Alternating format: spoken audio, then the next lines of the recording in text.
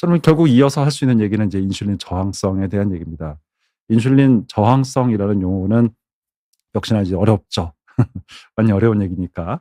인슐린 저항성이라는 용어를 표현하기 위한 공식이 있습니다. 그게 이제 병원이나 아니면 보통 연구할 때 가장 많이 활용되는 방식의 공식인데요. 이게 호마 IR이라고 합니다. 그 호마 IR을 계산하는 공식은 일반인들도 아주 쉽게 받아들일 정도로 쉽습니다. 인슐린 곱하기 혈당입니다. 그러니까 인슐린이 높아도 그 인슐린 저항성이 세다는 얘기고, 혈당이 높아도 인슐린 저항성이 세다는 얘기입니다. 그 무슨 얘기냐? 인슐린이 많이 분비되면 원래 당이 뚝뚝 떨어져야 되겠죠. 뭐 간혹 가다가 당뇨병 환자가 인슐린을 너무 과도하게 맞아서 저혈당에 빠져서 응급실에 왔다. 이런 이야기들도 들을 수가 있거든요. 그게 무슨 뜻일까요? 인슐린이 잘 분비되면은 당이 떨어져야 된다는 게 정확한 이유가 되겠죠. 근데 인슐린이 높아졌는데도 불구하고 당이 안 떨어지는 상태니까 그게 바로 정확히 인슐린 저항성이다라는 걸 의미하고 있습니다.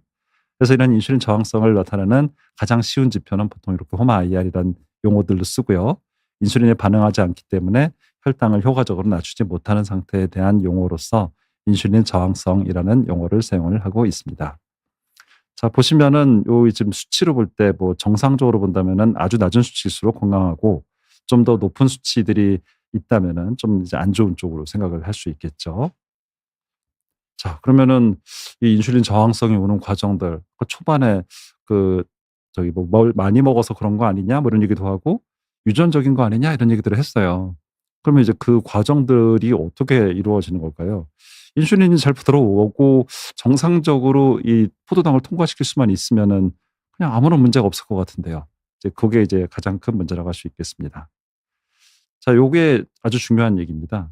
그 어떤 기름기를 잔뜩 먹었다. 그래서 우리 몸에 지방산, 그러니까 기름기가 다 분해된 상태를 이제 지방산이라고 불러요. 그래서 이 지방산이 몸에 많아진 상태, 혈중의 지방산이 아주 과도해진 상태에서 이런 상태에서 어떻게 되는지를 좀 보여드리면은, 이 근육 세포 안에서 요 지방산들은 그냥 통과가 됩니다. 그 포도당은 통과하기 위해서는 이런 어떤 통로를 활용을 해야 되는데요. 이 지방산들은 생각보다 그냥 막 들어가요. 그러니까 막 들어가다 보니까 세포 안에서 미토콘드리아 기능도 깨지고 염증도 생기고 뭐 산화 스트레스 생기고 이런 문제들이 계속해서 되거든요. 그럼 그런 상태에서는 인슐린에 대한 반응 자체가 너무 떨어지기 때문에 이 포도당을 다시 받아들일 수 있는 능력 자체가 너무 떨어지게 됩니다. 그래서 이런 문제들이 생기는 경우들이 지방산이 과다해졌을 때의 인슐린 저항성으로 보시면 되겠고요. 그다음에 이제 간에서는 조금 얘기가 다른데요. 이제 간은 근육처럼 이렇게 뭐 어떤 포도당 통로를 세포 안에 있는 걸 밖으로 끄집어내는 형태가 아니라 원래 그냥 가지고 있는 통로를 많이 활용을 하게끔 되어 있습니다. 자, 어쨌든 지방산이 많이 쌓이게 되면은 역시나 이제 지방간이 발생이 되고 안에 있는 염증과 산화 스트레스 같은 게 이제 많아지게 됩니다. 그러니까 이렇게 많아졌을 때 이루어질 수 있는 일들은 결국에는 포도당이 계속 증가되고 지질도 합성하고 혈당이 올라가고 이런 과정들이 있기 때문에, 이런 지방산이 많아진 상태에서는 근육이나 간과 같은 여러 장기들에서 인슐린 저항성으로 인해서 에너지를 활용하지 못하는 상태가 되고 당은 계속해서 올라가는 상태가 된다라는 것을 이해할 수 있을 것 같습니다. 자, 그럼 이렇게 인슐린 저항성이 왔을 때는 각 장기들에서 이제 어떤 일들이 발생이 될까요? 이것도 이제 아주 요약을 해 놓은 그림인데요. 그 영양이 과해지고 뭐 활동도 안 하고 인슐린 저항성이 생겼을 때는 지방세포, 간세포 혹은 장이나 뇌에서는 각각 지방산, 중성지방, 뭐 포도당이나 아미노산, 인크레틴, 성장인자, 자율신경계 등의 문제들로 인해서 결국 이 베타 세포에서부터 인슐린을 많이 만들어낼 수밖에 없기 때문에 이제 그 과정이 활성화가 되게 됩니다.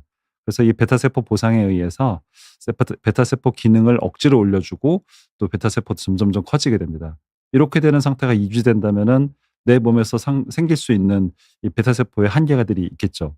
그래서 그 한계에 따라서 결국에는 이 베타 세포 기능이 나중에 망가지게 된다라는 것을 설명할 수 있겠습니다. 자, 그럼 인슐린 저항성으로 인해서 뭐 그다음에 이어지는 과정들 중에 또 한 가지 중요한 거는 결국 이제 심혈관 질환으로 이어진다는 점들이거든요. 그래서 지금 당독성, 지방독성, 염증 등이 이제 모두 한꺼번에 이어지게 되면은 한쪽에서는 인슐린 저항성, 또 이제 혈관에서는 내피세포의 기능 이상 등과 같은 문제들이 생기기 때문에 여러 질병으로 이어질 수 있는 길이 뚫어지게 된다라고 요약할 수 있겠습니다. 자 뭐 지금까지 상당히 좀 어려운 얘기들을 주로 하다 보니까 이제 인슐린 저항성이 뭔지에 대해서는 좀 이해를 좀 하지 않으셨을까라고 생각을 하는데요.